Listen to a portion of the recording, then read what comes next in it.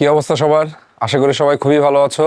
আজকে হচ্ছে আমরা কেমিস্ট্রি ফার্স্ট পার্টের প্রথম যে চ্যাপ্টার ল্যাবরেটরি নিরাপদ ব্যবহার ওইটা নিয়ে আলোচনা করব। এই চ্যাপ্টারটা আসলে কেমিস্ট্রির একটা আন্ডাররেটেড চ্যাপ্টার। কেন আন্ডাররেটেড? তোমরা খেয়াল করে দেখবা যে যখন এইচএসসি তে তোমরা কোর্সটা কমপ্লিট করছো পরীক্ষার জন্য, তখন 5টা সিকিউ আনসার করা লাগে। তো দেখা যায় কি এই চ্যাপ্টারটা আসলে পোলাপান পড়তেই চায় না, কিন্তু ভর্তি পরীক্ষাতে দেখা যায় যে এই চ্যাপ্টার থেকে মোটামুটি ভালোই প্রশ্ন আসে। কিন্তু প্রবলেমটা কোন জায়গাতে? প্রবলেমটা হইতেছে যে এই চ্যাপ্টারে এত পরিমাণে ইনফরমেশন আছে এবং ম্যাক্সিমাম ইনফরমেশন হচ্ছে মুখস্থ টাইপের ইনফরমেশন। ঠিক আছে কথাটা? এখন তোমাকে যদি বলি যে পুরো চ্যাপ্টারটা বই থেকে রিডিং দিবা, তাহলে তুমি দেখবে একসময় ডিপ্রেশনে চলে গেছো। তো আমি যে কাজটা করব এই চ্যাপ্টারটা পড়ানোর সময়, সেটা হচ্ছে মূল মূল যে টপিকগুলো আছে ওই টপিকগুলো থেকে যে লাইনগুলো সবচেয়ে গুরুত্বপূর্ণ, যেগুলো থেকে প্রচুর পরিমাণে এমসিকিউ আসে, ওইগুলা ভালো করে আমি মার্ক করে দিব, এগুলা পড়বা।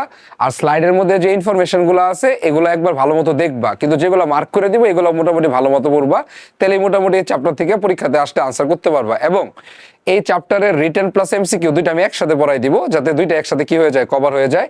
এই চ্যাপ্টারটা মেইনলি ছিল হইতেছে পরিমাণগত রসায়নের একটা পার্ট হিসেবে ছিল।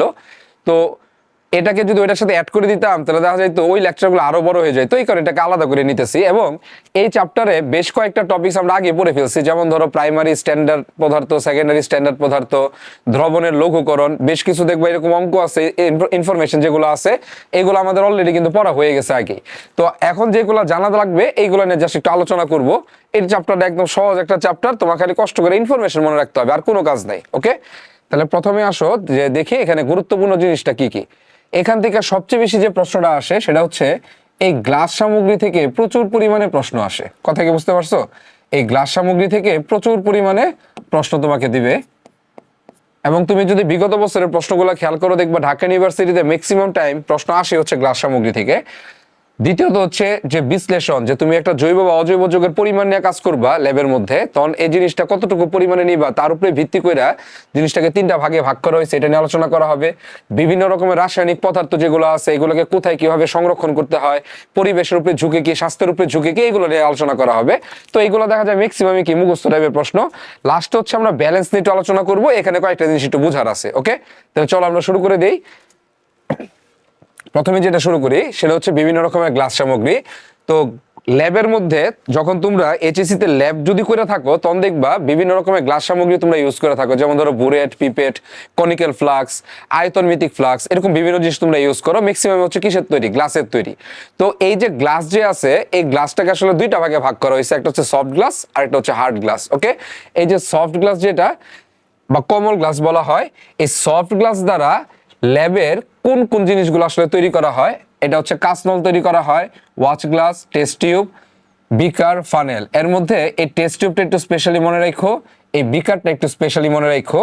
এটা হচ্ছে আমাদের, আমি একটু দাগাই দিতেছি অনেকগুলো নাম, তো তুমি ইনফরমেশনগুলো একটু এভাবে মনে রাখো যে এরা হইতেছে সফট গ্লাস দেওয়া তৈরি। সফট গ্লাসের বৈশিষ্ট্যগুলো কি কি? এরা কম তাপ সহ্য করতে পারে। এবং এখানে আরেকটা যেটা গুরুত্বপূর্ণ, সফট গ্লাস আসলে হইতেছে সোডিয়াম ও ক্যালসিয়াম সিলিকেটের মিশ্রণ। কার কার? সোডিয়াম এবং ক্যালসিয়াম সিলিকেটের মিশ্রণ। এবং এদের একটা সংকেত আছে, আসলে কাচের কোনো নির্দিষ্ট সংকেত নাই, এটা হচ্ছে কাচের একটা কি সাধারণ সংকেত। খেয়াল করো তো কি বলছে, সোডিয়াম থাকবে, ক্যালসিয়াম থাকবে, সিলিকন থাকবে। যে সোডিয়াম অক্সাইড, ক্যালসিয়াম অক্সাইড আর এক সংখ্যক কি থাকবে? Silicon dioxide. এটা হচ্ছে তোমাদের সফট গ্লাসের সংকেত। হার্ড গ্লাসের মধ্যে কারা কারা আছে? ম্যাক্সিমাম হার্ড গ্লাসের কিন্তু আরেকটা নাম আছে, সেটা হচ্ছে পাইরেক্স গ্লাস। ওকে, এখানে ম্যাক্সিমাম আমরা যেগুলো থেকে প্রশ্ন আসে গ্লাস সামগ্রী, যেমন ধরো কনিক্যাল ফ্লাক্স, বুরেট, গোলতলি ফ্লাক্স, পরে হচ্ছে পিপেট, মেজারিং সিলিন্ডার, পাতন প্রক্রিয়ায় ব্যবহৃত ফ্লাক্স, মেজারিং ফ্লাক্স বা আয়তনিক ফ্লাক্স, এগুলো থেকে সবচেয়ে বেশি প্রশ্ন আসে। এবং এরা সবাই কিসের তৈরি? এরা হচ্ছে শক্ত গ্লাস বা পাইরেক্স গ্লাস দিয়ে তৈরি। এদের বৈশিষ্ট্যটা কি? এরা খুব বেশি পরিমাণে তাপ সহ্য করতে পারে। ওকে, রাসায়নিকভাবে পাইরেক্স গ্লাসগুলো সাধারণত জিঙ্ক অক্সাইড ও বেরিয়াম বোরোসিলিকেট অথবা অ্যালুমিনো সিলিকেটের মিশ্রণ দিয়ে তৈরি। এই ইনফরমেশনগুলো অবশ্যই মনে রাখবা। হ্যাঁ, জিঙ্ক অক্সাইড বা বেরিয়াম সিলিকেট, বোরোসিলিকেট অথবা কি অ্যালুমিনো সিলিকেট, এটা হচ্ছে পাইরেক্স গ্লাসের সাধারণ সংকেত। Sodium oxide, potassium oxide, zinc oxide, এগুলাকে বলা হয় পাইরেক্স গ্লাসের সাধারণ সংকেত। একটা কথা একটু মনে রাখো যে পাইরেক্স গ্লাস হইলে সাধারণত সংকেতে পটাশিয়ামটা থাকে। হ্যাঁ, পটাশিয়াম থাকলে গ্লাসটা সাধারণত আসলে কি হয়, এটা শক্ত। খেয়াল করো, এখানে দেখো এই যে পটাশিয়াম আছে, এখানে পটাশিয়াম আছে, এখানে কি আছে, পটাশিয়াম। কিন্তু দেখো তো যেটা সফট গ্লাস, এখানে কোনো পটাশিয়াম নাই, সোডিয়াম আর কি আছে, ক্যালসিয়াম আছে। এটা হচ্ছে আমাদের গ্লাস সামগ্রী কোনটা কোন টাইপের গ্লাস দ্বারা তৈরি, এদের নামগুলো একটু লিস্টের মধ্যে করে দিচ্ছি। দ্বিতীয়তে আসা হচ্ছে যেটা আমরা আসলে কি কি আসলে ল্যাবরেটরিতে কোন কোন জিনিসগুলো ইউজ করতেছি, কোনটার কি কাজ, এটা হচ্ছে ভার্সিটির জন্য সবচেয়ে গুরুত্বপূর্ণ। তুমি যদি বিভিন্ন ভার্সিটির এক্সকুশন গুলো দেখো, তাহলে দেখবা এখান থেকে সবচেয়ে বেশি প্রশ্ন আসে। একটা হচ্ছে মেজারিং সিলিন্ডার। মেজারিং সিলিন্ডারের ক্ষেত্রে গায়ে সাধারণত সেন্টিমিটার কিউব বা মিলিলিটার দাগ করা থাকবে। নির্দিষ্ট আয়তনের গাঢ় অ্যাসিড বা পানি পরিমাপ করার জন্য এটা ব্যবহার করা হয়। খুবই গুরুত্বপূর্ণ কথা, নির্দিষ্ট আয়তনে। ধরো তুমি 250 ml দরকার, ধরো তোমার 10 ml 50 ml এরকম দরকার, নির্দিষ্ট আয়তনের জন্য মেজারিং সিলিন্ডার ইউজ করে। সর্বনিম্ন 1 মিলিলিটার তরল এটা দ্বারা কি করা যাবে, মাপা যাবে। এবং বলছে তরল পরিমাপের ক্ষেত্রে তরলের সর্বনিম্ন বক্রতল এখান থেকে হিসাব করতে হবে। সর্বনিম্ন বক্রতল মানে কি, যে ধরো এখানে কোনো একটা তরল আছে, ধরো এই যে তরলটা যে আছে, তরলটা কি হয়, এখানে এরকম ভাবে বক্রের মতো থাকে। এখন প্রবলেমটা হইতেছে, এটা হচ্ছে বক্রের উপরের বিন্দু, এটা হচ্ছে নিচের বিন্দু। মাপ নেওয়ার সময় কি আমরা উপরেরটাকে নিব নাকি নিচেরটাকে? তো নিয়ম হচ্ছে তরলের সর্বনিম্ন বক্রতল, এই যে বক্রতলের যে সর্বনিম্ন পয়েন্ট, এটাকে আমরা মাপ হিসেবে নিতে হবে। এটাকে বলা হয়েছে তরলের সর্বনিম্ন কি, বক্রতল। পরবর্তীতে আসা হচ্ছে আয়তনিক ফ্লাস্ক। আয়তনিক ফ্লাস্কে নির্দিষ্ট ঘনমাত্রার প্রমাণ দ্রবণ তৈরি করার জন্য ব্যবহার করা হয়। যে পয়েন্টগুলো আমি মার্ক করতেছি এগুলা ভালো করে মনে রাখবা, এগুলা থেকে প্রশ্ন কমন পড়বে, ঠিক আছে? আসা হচ্ছে বুরেট। বুরেটটা কি, যে স্টপকক দ্বারা বুরেট থেকে দ্রবণের পতন নিয়ন্ত্রণ করা হয়। যখন তোমরা এইচএসসি লেভেলে ল্যাবে কাজ করছো টাইট্রেশন, তখন দেখবা একটা জিনিস সেখানে মানে সুইচের মতো থাকে, চাপ এরকম ভাবে ঘুরায় ঘুরায় কি করে, ফুটায় ফুটায় বুরেটের মধ্যে কি করে, দ্রবণ ফেলে না, ওইটা হচ্ছে কনিক্যাল ফ্লাক্সের মধ্যে, ওইটা হচ্ছে আমাদের কি, বুরেট। বুরেটে সাধারণত 25 সেন্টিমিটার কিউব 50 সেন্টিমিটার কিউব আয়তনের হয়ে থাকে। বুরেটের একটি ক্ষুদ্রতম ভাগের আয়তন হচ্ছে 0.1 সেন্টিমিটার কিউব। খেয়াল রাখো যে মেজারিং সিলিন্ডার দিয়ে তুমি সর্বনিম্ন 1 ml পর্যন্ত মাপতে পারবা। আমি স্টার মার্ক দিয়ে দিতেছি যেগুলো সবচেয়ে গুরুত্বপূর্ণ। এবং এবং বুরেটের দ্বারা সর্বনিম্ন কত পর্যন্ত দাগ দেওয়া থাকে, 0.1 সেন্টিমিটার কিউব পর্যন্ত দাগ দেওয়া থাকবে। পিপেটের ক্ষেত্রে কি, পিপেট হচ্ছে দুই প্রকার, সাধারণ পিপেট আর কি দাগান্বিত পিপেট।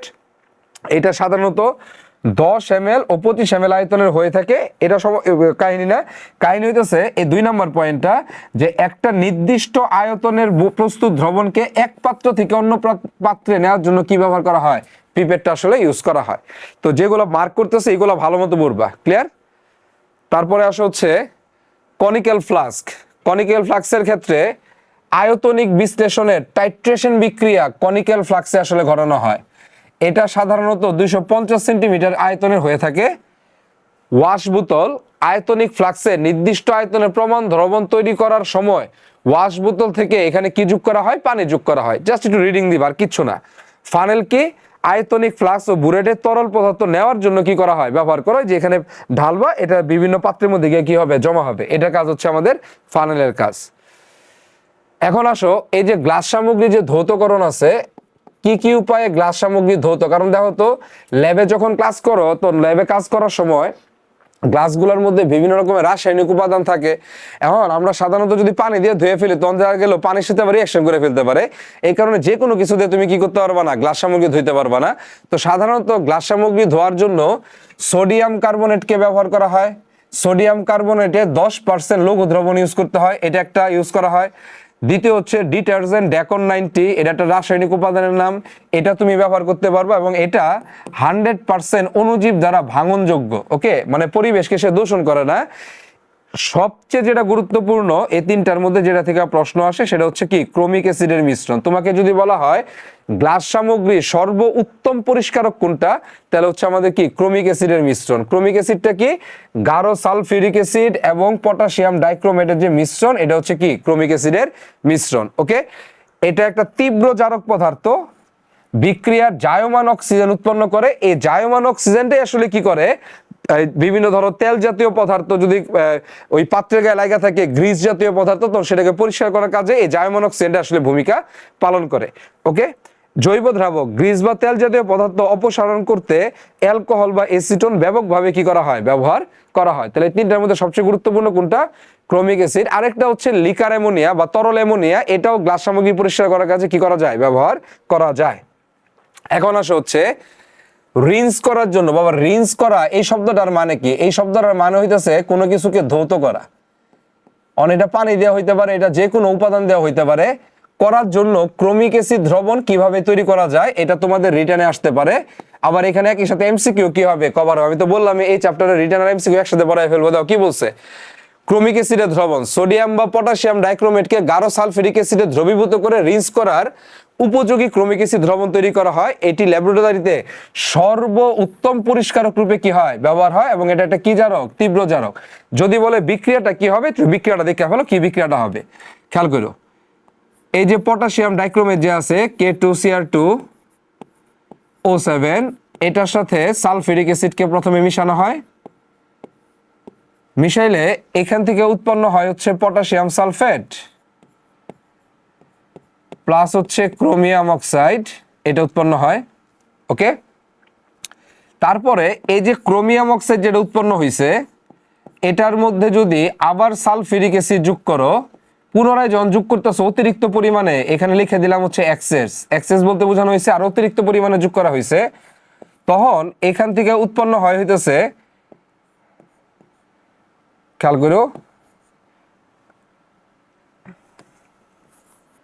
প্রথমে তো ক্রোমিয়াম অক্সাইড উৎপন্ন হয়েছে, তখন এখান থেকে উৎপন্ন হয় ক্রোমিয়াম সালফেট। কি সালফেট, Cr2SO43 প্লাস এখান থেকে উৎপন্ন হবে ক্রোমিয়াম সালফেট, উৎপন্ন হবে হচ্ছে পানি, প্লাস উৎপন্ন হবে হচ্ছে কি জাইমান অক্সিজেন। ওকে, এখন এই দুইটা রিঅ্যাকশনকে যদি আমরা বাবা একসাথে যোগ করি, তাহলে খেয়াল করো তো এখানে এই যে ক্রোমিয়াম অক্সাইড ক্যান্সেল, তাহলে এখানে কি আসতেছে K2Cr2O7 সমতা বিধান করতেও পারো, সালফিউরিক অ্যাসিড, এবং এটা কি গাঢ় সালফিউরিক অ্যাসিড। এই পাশে যা আছে লিখলাম, ডান পাশে K2SO4 প্লাস দেখো জারণ বিজারণ বিক্রিয়ার মতো SO43 প্লাস হচ্ছে H2O প্লাস হচ্ছে জায়মান কি অক্সিজেন। এই যে জায়মান যে অক্সিজেন উৎপন্ন হয়েছে, এটা আসলে ময়লা পরিষ্কার করার কাছে কি করা হয়, ব্যবহার করা হয়। তার মানে এই যে মিশ্রণটা, এটা হচ্ছে ক্রোমিক অ্যাসিডের প্রস্তুতি।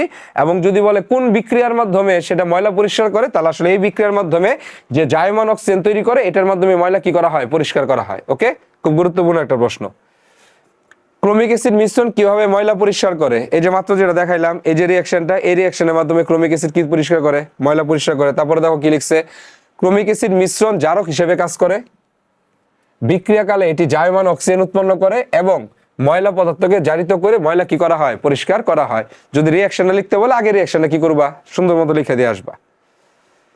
দেখো বুরেটে অধিক সময় সোডিয়াম হাইড্রোক্সাইড বা পটাশিয়াম হাইড্রোক্সাইড রাখা যাবে না কেন, কাহিনী হইতেছে ল্যাবে সাধারণত আমরা যে রাসায়নিক উপাদান ইউজ করি তাদের জন্য কাজ সামগ্রীগুলাই ভালো, কিন্তু কিছু কিছু পদার্থ আছে যেমন তীব্র অ্যাসিড বা তীব্র ক্ষারের ক্ষেত্রে কাজ সামগ্রীগুলো ব্যবহার না করাটাই উত্তম। যেমন সোডিয়াম হাইড্রোক্সাইড বা পটাশিয়াম হাইড্রোক্সাইড কাচের মধ্যে রাখলে একটা সমস্যা আছে। সমস্যাটা কি, সমস্যাটা হইতেছে এটা কাচের যে উপাদান আছে, এই উপাদানের সাথে বিক্রিয়া কইরা কাচের ক্ষয় করে ফেলতে পারে। যেমন ধরো কাচের একটা উপাদান, মূল উপাদান হচ্ছে সিলিকন ডাইঅক্সাইড, তুমি যদি সোডিয়াম হাইড্রোক্সাইড ব্যবহার করো, এই সোডিয়াম হাইড্রোক্সাইডের সাথে সিলিকন ডাইঅক্সাইড বিক্রিয়া করে সোডিয়াম সিলিকেট উৎপন্ন করে ফেলে। একইভাবে এই সিলিকন ডাইঅক্সাইডের সাথে যদি পটাশিয়াম হাইড্রোক্সাইড ওই কাচের পাত্রে রাখো, তখন পটাশিয়াম সিলিকেট উৎপন্ন করে ফেলে। এর ফলে কাচের কি হয়, ক্ষয় হয়। ওকে, এই ক্ষয় যাতে না হয় এই কারণে তীব্র ক্ষার এখানে কি করা যায় না, ব্যবহার করা যায় না। রিটেন প্রশ্ন প্লাস এমসিকিউ দুইটার জন্য এটা খুবই গুরুত্বপূর্ণ প্রশ্ন। দেখো কাচের পাত্রে HF কে রাখা যাবে না কেন, কি বলছে, কাচের উপাদান সোডিয়াম সিলিকেটের সাথে বিক্রিয়া করে দ্রবণীয় ফ্লোরোসিলিসিক অ্যাসিড কি করে ফেলে, তৈরি করে ফেলে। একটু রিঅ্যাকশন একটু লক্ষ্য করো, এই যে HF যে আছে, HF কাচের যে মূল উপাদান সোডিয়াম সিলিকেট Na2SiO3 এর সাথে বিক্রিয়া করে প্রথমে উৎপন্ন করে হচ্ছে sodium fluoride plus silicon tetrafluoride plus হচ্ছে পানি উৎপন্ন করে। এই যে সিলিকন টেট্রাফ্লোরাইড যে আছে, এটার সাথে আবার HF এর বিক্রিয়া হয়, বিক্রিয়া হইয়া এখান থেকে উৎপন্ন করে H2SiF6। পরীক্ষাতে বিক্রিয়াটা জিজ্ঞাসা করতে পারে। তো এই যে এই বিক্রিয়ার মাধ্যমে সে কি তৈরি করে, হাইড্রোজেন, এই যে দাও হাইড্রোফ্লোরোসিলিসিক অ্যাসিড তৈরি করে ফেলে। এতে কি হয়, কাচের আসলে ক্ষয় হয়ে যায়। এই ক্ষয় যাতে না হয় এই কারণে সাধারণত HF কি করা হয় না, ব্যবহার করা হয় না। এবং এটার আর এই প্রশ্নটা অন্যভাবে একটা জিনিস তোমাকে পরীক্ষাতে আসতে পারে যে কাচের উপর আসলে ইচিং করা ব্যাপারটা কি। অনেক সময় দেখবা কাচের উপরে আসলে নকশা করে, হ্যাঁ, ওই নকশা করার আগে কি করে, কাচের উপরে মোম ঢালে, মোম ঢাইলা ওইটার উপরে কি করবে, যে নকশাটা করতেছে নকশাটা কইরা কি করে HF ঢাইলা দেয়। তখন কি হয়, যে জায়গাটাতে নকশা করছো ওই জায়গাটা এই বিক্রিয়ার মাধ্যমে আসলে ক্ষয় হয়ে যায়, তখন মোমটা উঠায় ফেললে ওই জায়গাতে ওই সুন্দর নকশাটা তৈরি হয়। ওই যে নকশা করার যে ব্যাপারটা, এটাকে বলা হয় আসলে এচিং করা। কথা কি বুঝতে পারছি? তাহলে HF দ্বারা কাচের কি করা হয়, এচিংও করা যায়। খুব গুরুত্বপূর্ণ ইনফরমেশন। দেখো, ল্যাবরেটরিতে বিভিন্ন ধরনের রাসায়নিক দ্রব্য পরিমাপ করা, যেমন ধরো আমরা বাজারে গেলে সাধারণত কোনো একটা দ্রব্য যদি কিনতে চাই, তাহলে ধরো 1 কেজি, 2 কেজি, 500 গ্রাম, 250 গ্রাম, 10 গ্রাম, 5 গ্রাম এই পর্যন্ত কিনতে পারি। কিন্তু ল্যাবের ক্ষেত্রে দেখো তো অনেক পদার্থ মিলিগ্রাম একক ইউজ করে বা মাইক্রোগ্রাম পর্যন্ত কি করা হয়, ইউজ করা হয়। এখন এত ছোট পরিমাণ যে তুমি ইউজ করবা, এটা মাপার জন্য সাধারণত বাজারে সরাসরি আমরা যে নিক্তিগুলা ব্যবহার করি ওই নিক্তিগুলা কাজ করে না। তো এই রাসায়নিক দ্রব্য পরিমাপ করার জন্য আসলে 2 ধরনের নিক্তি আছে। একটা হচ্ছে রাসায়নিক নিক্তি বা ব্যালেন্স, আর একটা হচ্ছে কি ডিজিটাল ব্যালেন্স। আগে একটু ডিজিটাল ব্যালেন্স নিয়ে বলে দেখবা। এখন সব ক্ষেত্রে প্রায় প্রতিটা জায়গাতে এটা একবার ডিজিটাল ব্যালেন্স আছে, মানে ডিজিটাল একটা ডিসপ্লে থাকবে, এখানে হচ্ছে তোমার কোন একটা বস্তু রাখলে মানটা কি করবে, শো করে দিবে। তো এটা আবার 2 ভাগে ভাগ করা হয়েছে। একটাকে বলা হয়েছে 2 ডিজিট ডিজিটাল ব্যালেন্স, আর একটা হচ্ছে 4 ডিজিট ডিজিটাল ব্যালেন্স। 2 ডিজিটের কাজটা কি? 2 ডিজিটের কাজটা হচ্ছে যে দশমিকের পরে 2 ঘর পর্যন্ত সে মাপতে পারবে। কয় ঘর পর্যন্ত? 2 ঘর পর্যন্ত সঠিকভাবে মাপতে পারবে। 4 ডিজিট ব্যালেন্সের কাজটা কি? এই 4 ডিজিটের ব্যালেন্স হচ্ছে দশমিকের পরে 4 ঘর পর্যন্ত বা 4 ডিজিট পর্যন্ত সঠিকভাবে কি করতে পারে, মাপতে পারে। কিন্তু দেখো বাজারে যে আমরা সাধারণ যে নিক্তিটা দেখি, এত কম ভর কিন্তু মাপা কিনা সম্ভব না। তাহলে মুখস্থ করা কিছু নয়। 2 ডিজিট মানে হইতেছে দশমিকের পরে সর্বনিম্ন 2 ঘর, 4 ডিজিট মানে দশমিকের পরে সর্বনিম্ন 4 ঘর পর্যন্ত কি করতে পারবে, মাপতে পারবে। রাসায়নিক ব্যালেন্সকে 2 ভাগে ভাগ করছে। একটাকে বলা হয় পলবুঙ্গি ব্যালেন্স, আরেকটাকে বলা হয় হচ্ছে সার্টোরিয়াস ব্যালেন্স। এই দুইটাকে নিয়ে আমরা একটু আলোচনা করি, এই দুইটা একটু বোঝা লাগবে। প্রথমে আসে হচ্ছে পলবুঙ্গি ব্যালেন্স ব্যাপারটা আসলে কি। দেখো,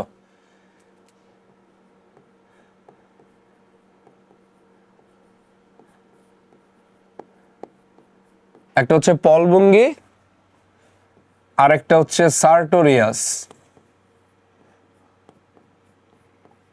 এগুলো হচ্ছে প্রাচীন যে নিক্তিগুলো ছিল, এগুলো হচ্ছে অ্যানালগ টাইপের নিক্তি আর কি। দেখো এখানে ঘটনাটা আসলে কি ঘটে, তোমার এখানে একটা বিমের মতো থাকবে, একইভাবে সার্টোরিয়াস ব্যালেন্সও একটা বিমের মতো থাকবে। এই জায়গাতে পলবুঙ্গি ব্যালেন্সের ক্ষেত্রে এই যে বিমটা, যেটা এই বিমের মধ্যে মোট 100টা ঘর আছে, 100টা ঘর আছে।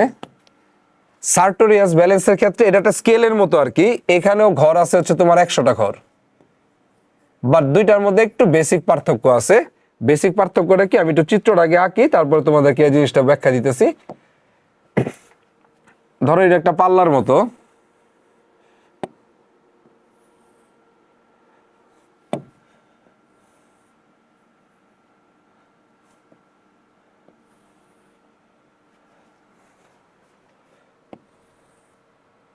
চিত্র রাখলে তোমার কাছে জিনিসটা একটু ক্লিয়ার থাকবে। মানে তুমি একটু পরীক্ষা হলে যদি হঠাৎ করে ভুলেও যাও, তাহলে তুমি ইমাজিন করতে পারো আসলে ঘটনাটা কি হয়েছে। সহজ কথা, এটা হচ্ছে একটা নিক্তির মতো। হ্যাঁ, এখন এই যে এই পাশে যেটা, বাম পাশে যেটা, এখানে সাধারণত তুমি যার ভর মাপবা সেটা হচ্ছে ওই বস্তুটার ভর, বস্তুর ভর থাকে হচ্ছে এখানে। আর এখানে থাকে হচ্ছে বাটখারা, ধরো 10 গ্রাম, 5 গ্রাম, 2 মিলিগ্রাম, 1 মিলিগ্রাম এরকম বাটখারা। এখানেও সেম কথা, এখানে থাকে হচ্ছে বস্তু, আর এই প্রান্তে এই পাল্লাটাতে থাকবে হচ্ছে বাটখারা। তাহলে এদের মধ্যে বেসিক পার্থক্যটা আসলে কোন জায়গাতে? বেসিক পার্থক্যটা হইতেছে, দেখো এখানেও এই যে উপরে যে স্কেলের মতো বিম যেটাকে বলতেছো, এখানে 100 গড়, ওইটার মধ্যেও কি 100 গড়, কিন্তু পলভঙ্গি ব্যালেন্সের ক্ষেত্রে সবার বামে থাকে হচ্ছে 0 আর সবার ডানে থাকে হচ্ছে 100। ওকে, কিন্তু সার্টোরিয়াস ব্যালেন্সের ক্ষেত্রে একদম মাঝখান বরাবর এখানে থাকে হচ্ছে 0, সবার ডানে থাকে হচ্ছে 50, সবার বামেও থাকে হচ্ছে কত 50। এটা হচ্ছে বেসিক পার্থক্য। তাহলে এখান থেকে যদি কোনো সময় ম্যাথ আসে, তোমাকে ব্যালেন্সের নাম বললে তুমি বুঝবা কেমনে? যদি বলে যে সবার বামের দাগে আছে 0, তাহলে বুঝবা পলভঙ্গি ব্যালেন্স থেকে প্রশ্ন দিছে, আর সবার ডানে মাঝখানে আছে 0, তাহলে বুঝবা সার্টোরিয়াস ব্যালেন্স থেকে প্রশ্ন দিছে। এখন কাহিনী হইতেছে যে এতটুকু তো বুঝলাম, এখন ওই যে সূক্ষ্মভাবে মাপার জন্য এখানে কি হয় দেখো, এখানে এরকম একটা বস্তু থাকে 0 দাগে, আর সার্টোরিয়াস ব্যালেন্সের ক্ষেত্রেও এই বস্তুটা ঠিক 0 দাগের মধ্যেই থাকে। ওকে, এই যে বস্তুটাকে যে দেখতেছো, এই বস্তুটাকে বলা হয় হচ্ছে রাইডার। কি বলে? রাইডার। তাহলে বলো পলভঙ্গি ব্যালেন্সে রাইডার কোন দাগে অবস্থান করে? 0 দাগে, সবার বামে। এটাও সেম একই জিনিস, রাইডার। এটার নাম কেন রাইডার দিছে? এটা হচ্ছে এই যে স্কেলটা যে আছে, এই স্কেলের পলভঙ্গি ব্যালেন্সের ক্ষেত্রে এটা ডান দিকে কি করা যায়? সরানো যায়। আবার এটা ডানও সরানো যায়, সার্টোরিয়াসের ক্ষেত্রে বামেও সরানো যায়। এবং এই যে বস্তুটা যে আছে, এটা সাধারণত হয় প্লাটিনাম নাহলে গোল্ড অথবা সিলভারের তৈরি হয়ে থাকে এই বস্তুটা আর কি। হ্যাঁ, ছোট একটা টুকরা থাকে। এবং এই যে রাইডার যে আছে, এই রাইডারের ভর, এই রাইডারের ভর সাধারণত 10 মিলিগ্রাম অথবা 5 মিলিগ্রাম হয়ে থাকে। 10 মিলিগ্রাম অথবা কত মিলিগ্রামের? 5 মিলিগ্রাম। এই যে দশমিকের পরে তুমি কত ঘর পর্যন্ত সূক্ষ্মভাবে মাপতে পারবা, এই কাজটাই করে দেয় আসলে কে? রাইডার করে দেয়। সাধারণত এই পলভঙ্গি ব্যালেন্স বা সার্টোরিয়াস যে ব্যালেন্স আছে, এরা দশমিকের পর সাধারণত 4 ডিজিট পর্যন্ত মাপতে পারে। এবং 4 ডিজিটের যে মানটা, এটা 2 রকমের মান হইতে পারে। একটা হচ্ছে দশমিকের পরে 3টা শূন্য 1 গ্রাম, অথবা দশমিকের পরে 3টা শূন্য 2 গ্রাম। এখন প্রশ্ন হইতেছে কখন কোনটা হবে? এটা ডিপেন্ড করে হইতেছে যে তুমি রাইডারটা আসলে কত ভরের নিতেছো। রাইডারটা কি 10 mg নিতেছো নাকি রাইডারটা 5 mg নিতেছো, এবং এই মানটা কিভাবে আসছে, এটার জন্য আমাদের একটা কনসেপ্ট জানা দরকার। সেটা হইতেছে, কনসেপ্টটার নাম হচ্ছে রাইডার ধ্রুবক। নাম কি? রাইডার ধ্রুবক। ব্যাপারটা একটু বুঝো তো এখানে, আগে এটা বলে নেই। ধরো এই রাইডারটাকে তুমি ডানে সরাইতেছো, তাহলে বলো তো রাইডারটা বস্তুর ভর থেকে ডান দিকে, এদিকে ভরটা কমতে, দেখো তো রাইডারটা যখন এখানে ছিল তখন বস্তুর সাথে রাইডারের ভরটাও তো যুক্ত ছিল, তাই না? যখন তুমি এটাকে ডানে সরাই নিতেছো, তাহলে বস্তুর ভর থেকে রাইডারের ভরটা বাদ যাইতেছে, এবং ডানে যাইতেছো মানে হইতেছে বাটখারার সাথে রাইডারের ভরটা আস্তে আস্তে কি হইতেছে? যুক্ত হইতেছে। আর এখানে খেয়াল করো তো, রাইডারটা ঠিক কোন জায়গাতে আছে? মাঝখানে আছে।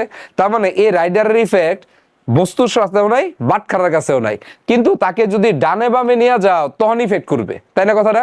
এখন কোন দিকে গেলে কিভাবে ইফেক্ট করবে আর রাইডারের জন্য ভরের কি পরিবর্তন হবে, এই জিনিসটা নিয়ে আলোচনা করব, যেটাকে বলা হয় আসলে কি ধ্রুবক? রাইডার ধ্রুবক। দাও সংজ্ঞাটা কি বলছে, যে প্রতিটি রাইডারের জন্য নির্দিষ্ট ভরের একটি স্থির সংখ্যাসূচক মান গণনা করা হয়। এটি রাইডারকে ভরের ভীমের দৈর্ঘ্যের শতাংশে প্রকাশ করা হয়। এত কাহিনী দরকার নাই, সহজ কথা। প্রতি এক ঘরের জন্য, প্রতি এক ঘরের জন্য ভরের যে পরিবর্তন,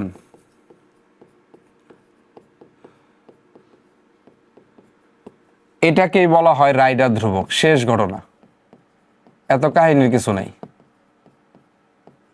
কথাটার মানেটা কি একটু যদি লক্ষ্য করো, এখানে এখানে যদি একটু লক্ষ্য করো, বলো তো দেখি, এখানে আগে আসো পলভঙ্গি ব্যালেন্সের ক্ষেত্রে। পলভঙ্গি ব্যালেন্সের ক্ষেত্রে মোট ঘর আছে এখানে কয়টা? 100টা। রাইডার ধ্রুবক হচ্ছে যে তাকে যদি এক ঘর ডানে নেওয়া হয় পলভঙ্গির ক্ষেত্রে, তাহলে বাটখারার সাথে কত ভর আসলে যুক্ত হইতেছে। তার মানে কথাটা যদি আমরা এইভাবে বলি যে রাইডারটাকে ধরো 0 থেকে পুরোপুরি 100 ঘর এখানে নিয়ে গেছো, তাহলে বলো তো পুরো রাইডারের ভরটাই আসলে বাটখারার সাথে যুক্ত হয়ে যাবে না? এখন রাইডারের ভরটা আমি ধরলাম m, তার মানে কি আমি কি বলতে পারি যে 100 ঘর ডানে সরালে ভর পরিবর্তন, এটা কিন্তু পল ভঙ্গির ক্ষেত্রে হিসাব করতেছি, ভর পরিবর্তন হয় টুয়াইজ এম। এন্ড বলতে পারো কেন টুয়াইজ এম, রাইডারের ভর না এম, তো এটা তো এদিকে যুক্ত হয়েছে। বলো তো বাবা রাইডারটা কই আছে? বস্তুর ভরের উপরে। তাহলে এই রাইডারটা যখন তুমি ডানে নিয়ে যাবা, তাহলে রাইডারের ভরটা একই সাথে বস্তুর ভর থেকে কমবে, আবার বাটখারার সাথে যুক্ত হবে, তাহলে মোট ভরের পরিবর্তন আসলে টুয়াইজ এম হইতেছে, টুয়াইজ এম। তাহলে বলতো দেখি, এক ঘর যদি ডানে সরাও, কারণ রাইডার ধ্রুবকের সংখ্যা কি, এক ঘর সরাইলে কি হবে, তাহলে কত আসতেছে টুয়াইজ এম ডিভাইডেড বাই কত 100 অথবা কত m বাই 50। এই যে ভ্যালুটা এটাকে বলা হয় কি রাইডার কনস্ট্যান্ট। ওকে, রাইডার ধ্রুবক। একইভাবে সার্টোরিয়াস ব্যালেন্সের ক্ষেত্রে দেখো তো, তুমি ডানে যাও অথবা বামে যাও, তুমি সর্বোচ্চ কয় ঘর পর্যন্ত যেতে পারবা? 50 ঘর পর্যন্ত যেতে পারবা। তাহলে এই সার্টোরিয়াস ব্যালেন্সের ক্ষেত্রেও রাইডার ধ্রুবকের মান হচ্ছে m বাই 50। তোমাদের বইগুলোর মধ্যে 4টা সূত্র লেখা রাখছে, তোর মাথাটা গরম হয়ে যায় যে আসলে কোন সূত্রে অ্যাপ্লাই করব। তো আমার যেটা সাজেশন থাকবে, পল ভঙ্গি হোক সার্টোরিয়াস হোক, তুমি অলওয়েজ রাইডার কনস্ট্যান্টের সূত্র ইউজ করবা হচ্ছে m বাই 50। এটা হচ্ছে কাজ। দেখো তো পল ভঙ্গিতে 2m বাই 100 ঘুরে ফিরে তো m বাই 50 আসলে হইতেছে। এখন লক্ষ্য করো তো, যদি mটা 10 মিলিগ্রামের হয়, বাবা 10 মিলিগ্রাম যে কথা, 10 ইন্টু 10 ইনভার্স 3 গ্রাম একই কথা। তাহলে দেখো তো রাইডার কনস্ট্যান্ট আসলে কত হইতেছে, রাইডার কনস্ট্যান্টটা হইতেছে 10 ইন্টু 10 ইনভার্স 3 ডিভাইডেড বাই হচ্ছে কত 50। তাহলে এখান থেকে যদি ক্যান্সেলেশন করো, এখানে আসবে কত 5, তার মানে 1/5 মানে কত 20, তার মানে এখানে আসবে হচ্ছে 2 ইন্টু 10 ইনভার্স কত 4, তার মানে 0. এত গ্রাম। তার মানে রাইডারের ভর যদি 10 mg হয়, তাহলে তুমি এই মাপ সর্বনিম্ন এতটুকু পর্যন্ত মাপতে পারবা। খেয়াল করো তো, যদি এমটা যদি 5 mg হয়, 5 mg কেন বলতেছি, রাইডারের ভর দুই রকমের হইতে পারে, হয় 10 mg নাইলে কত 5 mg। তাহলে যদি 5 mg হয়, তাহলে 5 mg মানে হইতেছে 5 ইন্টু 10 ইনভার্স কত 3 গ্রাম। তাহলে বলো রাইডার কনস্ট্যান্ট বা রাইডার ধ্রুবক সূত্র কি, m বাই 50 সমান সমান বলো m কত 5 ইন্টু 10 ইনভার্স কত 3 ডিভাইডেড বাই এখানে হচ্ছে কত 50, যদি ক্যান্সেলেশন করো 10, তাহলে কত আসতেছে 1 ইন্টু 10 ইনভার্স কত 4, তার মানে সর্বনিম্ন 0.0001 গ্রাম পর্যন্ত মাপতে পারবা। তাহলে যে একটু আগে যে কথাটা বললাম এই স্লাইডটার মধ্যে, যে রাইডার ধ্রুবকে এই পর্যন্ত সর্বনিম্ন দশমিকের পরে 4 ঘর মাপতে পারবা, এবং এই দুইটা ভ্যালু কাজ করবে। কারণ কোন সময় কোনটা করবে এটা ডিপেন্ড করবে কিসের উপরে, রাইডারের ভরের উপরে। এই যে দেখো ক্লিয়ার করে দিছি,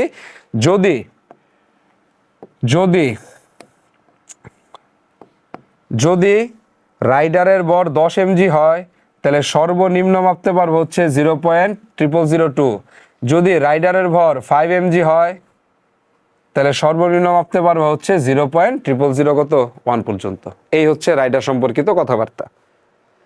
বলো কি বলছে, পল ভঙ্গি ব্যালেন্সে বামে 0 থেকে ডানে 100 ঘর 10 মিলিগ্রাম ভরে রাইডারের পরিমাপ করলে রাইডার ধ্রুবক কত হবে বলো। 10 মিলিগ্রামের জন্য একটু আগে পড়াইছি, বলো 10 মিলিগ্রামের জন্য রাইডার কনস্ট্যান্টের মানটা কত হবে 0.2 গ্রাম। বলো একটি ব্যালেন্সের মাঝখানে শূন্য দাগ দাও, মাঝখানের কথা বলছে, মাঝখানে শূন্য মানে এটা কোন ব্যালেন্স, সার্টোরিয়াস ব্যালেন্স। সর্বডানে 50, রাইডারের ওজন যদি কত হয় 5 mg হইলে রাইডার ধ্রুবকের মান কত বলো তো দেখি। 10 mg হইলে এটা হয়, আর 5 mg হইলে রাইডার কনস্ট্যান্টের মান হয় 0.0001 গ্রাম। বাবা সেটা পল ভঙ্গি ব্যালেন্স হোক, সেটা কোনটা হোক সার্টোরিয়াস, এই দুইটা ভ্যালু খালি মনে রাখো। 5 হইলে 1, 10 হইলে 2, ভর বেশি মানটাও বেশি, ভর কম মানটাও কি কম, এমনি মনে থাকবে। খালি দশমিকের পরে নিখুঁতভাবে 4 ঘর পর্যন্ত মাপতে পারবা। এখন আসো জৈব অজৈব যৌগ উভয় উপাদানের ক্ষেত্রে যে বিশ্লেষণ 3টা ভাগে ভাগ করা হয়েছে। একটা হচ্ছে ম্যাক্রো, একটা হচ্ছে সেমি মাইক্রো, আর একটা হচ্ছে কি মাইক্রো। কিসের উপরে ভিত্তি করে? তাদের ভর এবং আয়তনের উপরে ভিত্তি করে।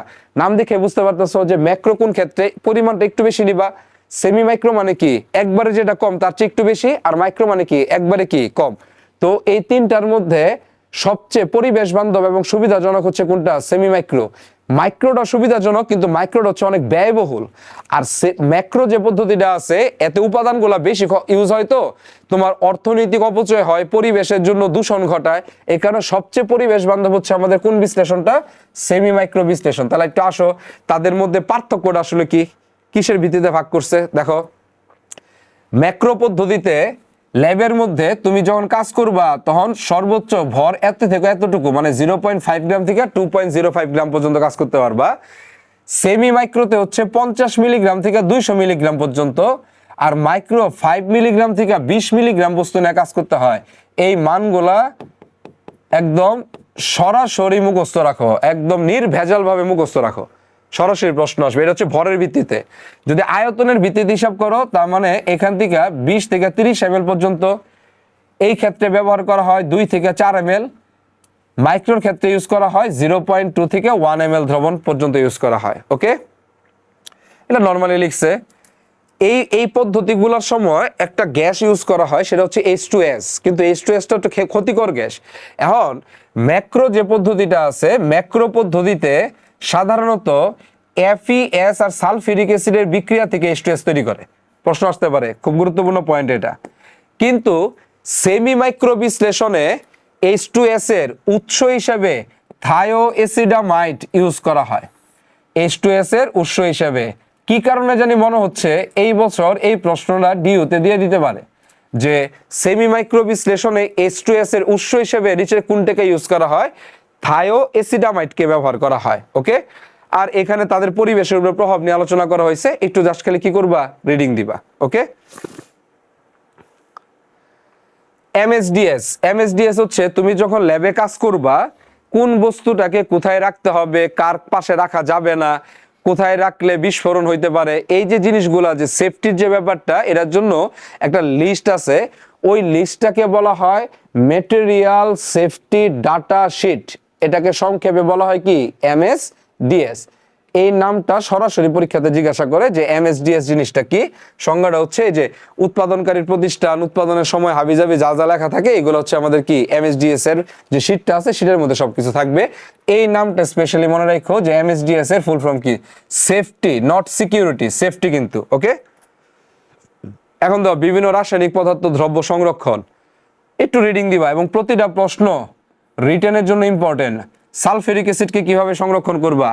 নিচের সেলফে অথবা অ্যাসিড ক্যাবিনেটে সংরক্ষণ করতে হবে, দাহ্য বস্তু থেকে আলাদা রাখতে হবে, সোডিয়াম পটাশিয়াম থেকে পৃথক রাখতে হবে, কোনো কাঠের তক্তার উপরে রাখা যাবে না। এরকম অ্যামোনিয়াম হাইড্রোক্সাইডকে কিভাবে সংরক্ষণ করতে হবে? কাচের বোতলে সংরক্ষণ করতে হয়, কাচের বোতলের মুখ বন্ধ করে দিতে হয় এবং বোতলটি এসিদের সেল থেকে নিচে তাকে রাখতে হবে।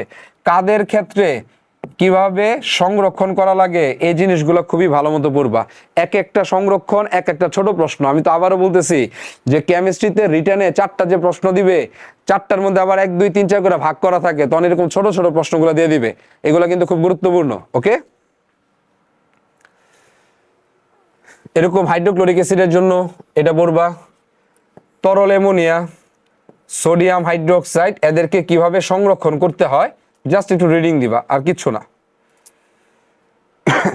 এই যে যৌগগুলো যে আছে, হাইড্রোক্লোরিক অ্যাসিড, সালফিউরিক অ্যাসিড, এদের স্বাস্থ্যের উপরে প্রতিক্রিয়া আর পরিবেশের উপর প্রতিক্রিয়া। দেখো বাবা, এখানে তো আসলে তোমাকে বোঝানোর মতো কোনো কিছু নাই, এগুলো তোমার হচ্ছে একটু রিডিং দিতে হবে। যে ইনফরমেশন গুলো তোমার কাছে মনে হবে ইম্পর্টেন্ট একটু দাগায় রাখবা। মেন গুলো কিন্তু আমি দাগায় দিছি, ঠিক আছে কথাটা? আর এই বইয়ের মধ্যে যতগুলা পেজ আছে তোমার কাছে বই রিডিং করতে গেলে মনে হবে কি সব ইনফরমেশনই আসলে ইম্পর্টেন্ট। তো এইগুলা তুমি সব না পড়া আমাদের এই শীটটার মধ্যে যা আছে, এই লেকচার শিটে যা আছে, এই লেকচার স্লাইডের মধ্যে যা আছে, শুধুমাত্র এইগুলাই পড়ো। এইগুলো পড়লেই তোমাদের প্রশ্ন সরাসরি কমন পড়ে গেছে। এটা একটু বিশ্বাস রেখে পড়তে হবে। ওকে, এখানে আরো কিছু রাসায়নিক দ্রব্য আছে, পটাশিয়াম পারম্যাঙ্গানেট, পটাশিয়াম ডাইক্রোমেট। যেমন পটাশিয়াম পারম্যাঙ্গানেট যেটা, এটা কি করে, এর প্রভাবে কিডনি সম্পূর্ণভাবে কি হয়ে যায়? নষ্ট হয়ে যায়। খুব গুরুত্বপূর্ণ একটা জিনিস পটাশিয়াম পারম্যাঙ্গানেট, কিন্তু এর প্রভাব অনেক খারাপ প্রভাব। কিডনি পুরোপুরি ভাবে কি হয়ে যায়? নষ্ট হয়ে যায়। এই পয়েন্টগুলো একটু কি রাখবা? মনে রাখবা। এই যে পরিবেশ ও স্বাস্থ্যের উপরে ঝুঁকি, মানে ঝুঁকিগুলো নিয়ে আলোচনা করা হয়েছে স্লাইডগুলোর মধ্যে। এই প্রশ্নটা পরীক্ষাতে রিটার্নে দেওয়ার সম্ভাবনা খুব বেশি। কি বলছে? সালফিউরিক অ্যাসিডকে কাঠের সেলফে সংরক্ষণ করা যায় না কেন, অথবা কাঠের সেলফে রাখলে কি প্রবলেম। প্রবলেমটা হইতাছে এই যে কাঠ যে আছে, এই কাঠের মূল উপাদান হচ্ছে সেলুলোজ।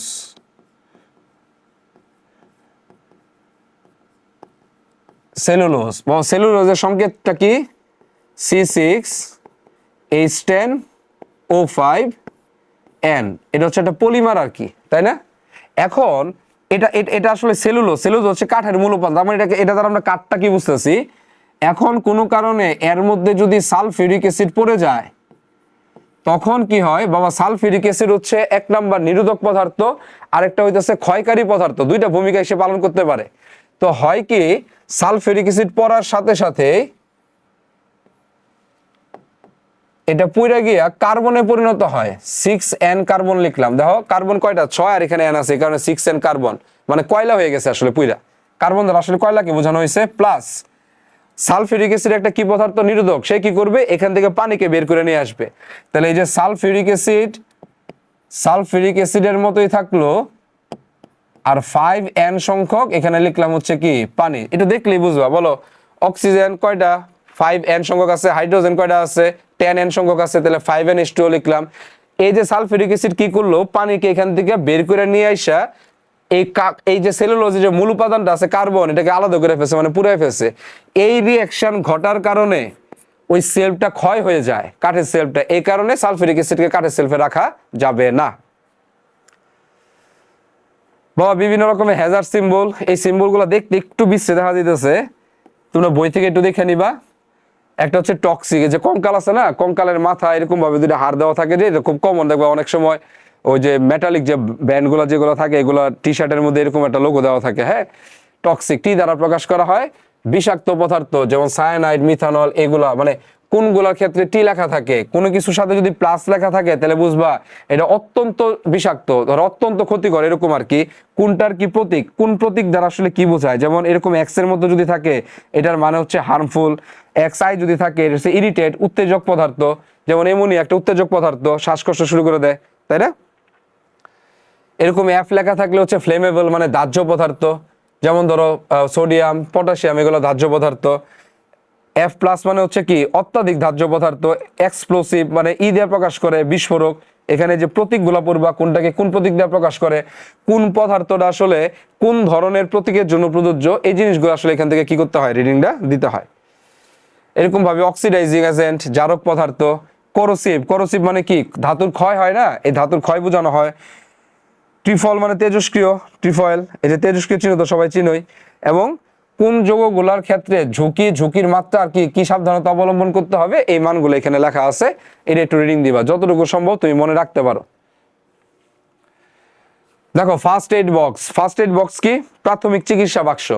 দেখো বাসা বাড়িতে একটা বক্স থাকে, যে হঠাৎ করে হাত কেটে গেল, পা কেটে গেল, বা কিছু একটা হইলো, তখন হাসপাতালে যাওয়ার আগে বা বড় রকমের চিকিৎসা নেওয়ার আগে, তখন প্রাথমিকভাবে যে চিকিৎসা নেওয়া হয়, ওই চিকিৎসা করার জন্য যে উপাদানগুলো লাগে, ওই উপাদানগুলো যে বক্সে থাকে, এটাকে আমরা বলি আসলে কি? First aid box. ওকে, দেখো ল্যাবরেটরি কিট কি? ফার্স্ট এইড বক্সে ব্যবহৃত সকল প্রয়োজনীয় বস্তুকে একত্রে কি নাম দেওয়া হয়েছে? ল্যাবরেটরি কিট নাম দেওয়া হয়েছে।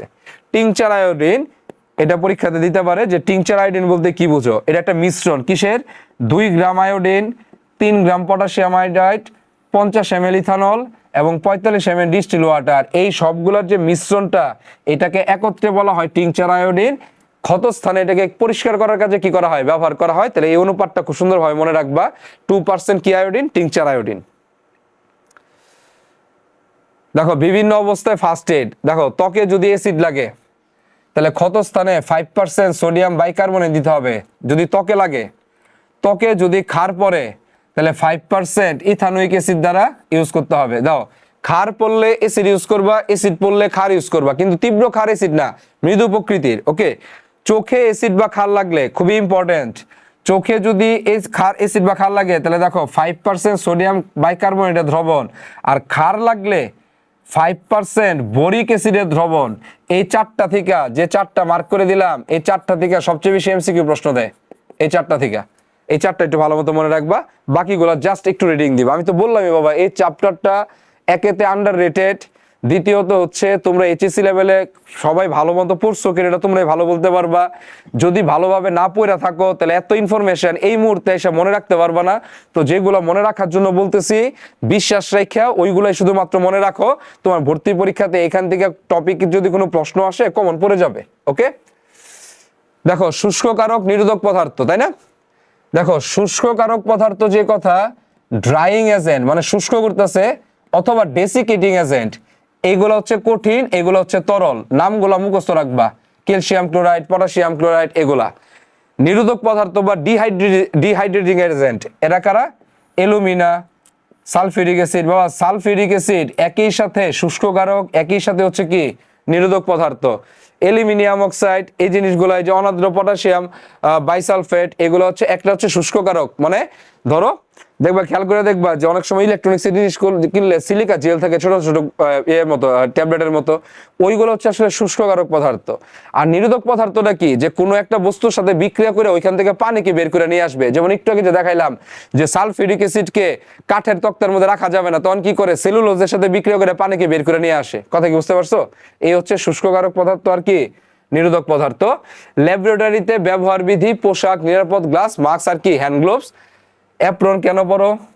নিরাপদ গ্লাস কেন ইউজ করা হয়? হ্যান্ড গ্লাভস কি মাস্ক। এর মধ্যে হ্যান্ড গ্লাভসটা ইম্পর্টেন্ট। হ্যান্ড গ্লাভসের অনেকগুলো প্রকারভেদ আছে। কি কি? একটা হচ্ছে নাইট্রাল গ্লাভস, এর বৈশিষ্ট্যগুলো কি পড়বা? একটা হচ্ছে জিটেক্স gloves, latex gloves, vinyl gloves, neoprene, প্রাকৃতিক রাবার গ্লাভস আর কি। এই এক একটা গ্লাভস এক এক কাজে ব্যবহার করা হয়। কোনটা কোন কাজে ব্যবহার করা হয় এখান থেকে প্রশ্ন আসে। এই জিনিসটা একটু রিডিং দিবা জাস্ট। দেখো কোন গ্লাভসের উপাদানগুলো আসলে কাঁচামালগুলো কি কি? নিওপ্রিনের জন্য এটা, পিভিসির জন্য পলিভিনাইল ক্লোরাইড, ল্যাটেক্সের মধ্যে প্রোটিন থাকে এবং কে থাকে? রাবার থাকে। নাইট্রালের মধ্যে রাবার থাকে, অ্যাক্রাইল নাইট্রাল থাকে। কোনটার মধ্যে কোন উপাদানগুলো থাকে? এগুলো হচ্ছে গ্লাভসের কি বিভিন্ন রকমের উপাদান আর কি। ওকে, আসো এমসিকিউ। দেখো এখানে অনেকগুলো এমসিকিউ দিয়ে রাখছি, সবগুলো এমসিকিউ আমি সলভ করাই দিব না। এখানে আসলে বুঝায়া সলভ করার মতো কোনো কিছু নাই। তুমি আগের স্লাইডগুলো যদি তোমার মুখস্থ থাকে তুমি সবগুলো এমসিকিউ এমনিই পারবা। যেমন ধরো তোমাকে দেওয়া হয়েছে যে তাপরোধক অ্যাসবেস্টস গ্লাভের বিকল্প রূপে সাধারণত কোনটা ব্যবহার করা হয়। তাহলে খেয়াল করো, এই যে এখানে যে তোমাকে যে গ্লাভসগুলো যে দেওয়া হয়েছে, ওই গ্লাভসগুলো যদি তুমি ভালো মতো রিডিং পড়ো তাহলে এখান থেকে এখানে আনসার খুঁজে পাওয়া যাবা যে অ্যাসবেস্টস হিসেবে কোনটাকে ইউজ করা হইতেছে বিকল্প হিসেবে। ওকে, আচ্ছা যেমন ধরো যে এটা অ্যালুমিনিয়াম ক্লোরাইড আর পানির বিক্রিয়ার মাধ্যমে একটা গ্যাস উৎপন্ন হয়েছে পি, বাবা পিটা হচ্ছে HCl।